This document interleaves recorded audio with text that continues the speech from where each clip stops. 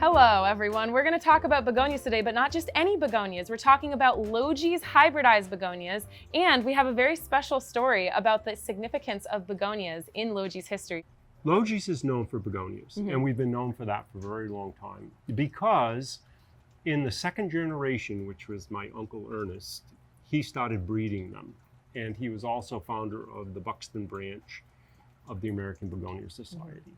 And my father, who was on an estate taking care of the gardens and the greenhouses, fell in love with begonias. And that brought him to the Begonia Society to meet Ernest, who died suddenly. And my father went to his funeral and met my mother and fell in love with my mother. Right. So if it weren't for begonias, you wouldn't be here. And so I wouldn't be here. These are the ones that got me on this earth in this place. And man, it's been great. Yeah, so thank you to the begonias, really. I have taken on the project of hybridizing them, and I've been working on it for a number of years. Two focuses. One is the Rhizomatous. And Rhizomatous begonias, although they're not as bright and showy and colorful as the Rex begonias, they do stand up really well in the house to the point of being almost indestructible. And so much of the work we've done here in recent years has been on Rhizomatous, although we do love the Rexes for their colorful foliage. So do we have any Rexes here? Yes, this is a new hybrid of ours called Joy's Jubilee. Joy was my mother, this is named for her. And this one here is called Cranberry Cocktail, which is a variety that we hybridized. I think it's been about 2 years now that that was brought forth. And the others here are Rhizomatous begonias. And when we work on breeding them, we're trying to shorten petiole length, and petiole length is the length of the stems. We're also trying to create a diversity of color, and we also want bigger in them, obviously. So this one here is called Autumn Ember. It was one of the first that we came in that had these kind of bronze or orange leaves. And this color is a little muted. It can actually get bright orange in the right sunlight. And I like this one too, because when the baby leaves come out, they're actually slightly green. Yes. And then they become orange, just like what happens to the foliage in like deciduous forests during autumn. The thing about many of these is that they have their seasonality, as we just mentioned. And so there's actually some are drastic. There's a drastic change between the colors that you find in the wintertime and coming into spring, and those that you have in summer going into fall.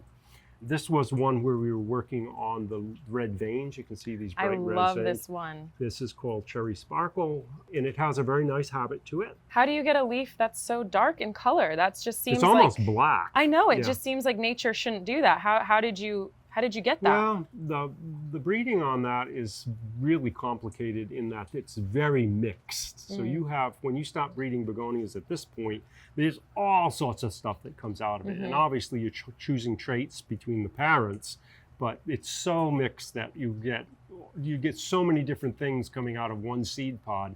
You have to grow a lot of them out. And this one was one where we had been selecting for that red vein in the center and the darkened leaf.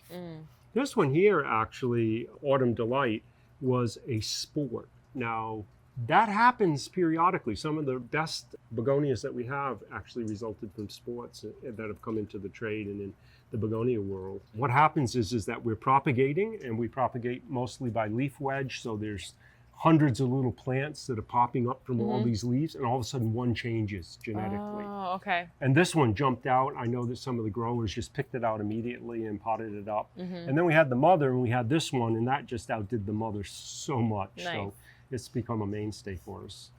And then this one is spiral leaf. Spiral leaves are beautiful. There's many of them here. This little one called Froggy, which is a green with a netting on it.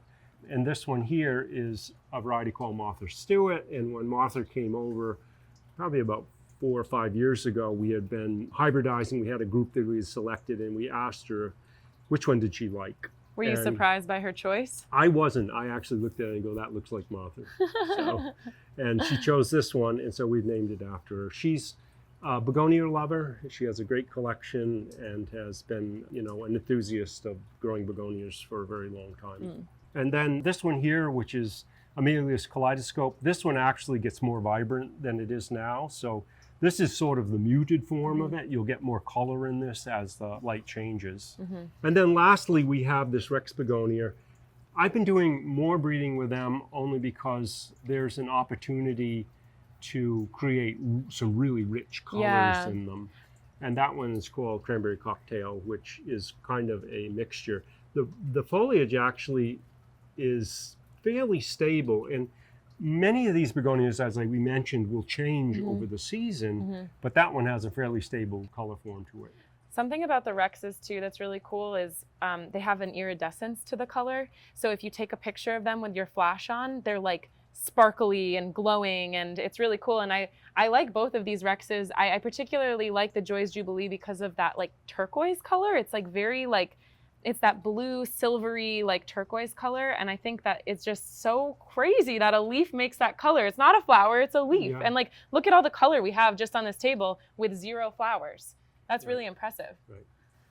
Yeah, there was a photographer that came, this has been many years ago, maybe 20, 25 years ago, and he wanted to photograph our begonias because there's no plant group in the world that has as much texture and form to it and color as begonias do. And that's one of the shining spots in the world of begonias. They are just, there's so many of them, and they're so rich, and the truth is that you can never get to the end of it in one lifetime. There's so much to do. That's kind of wonderful.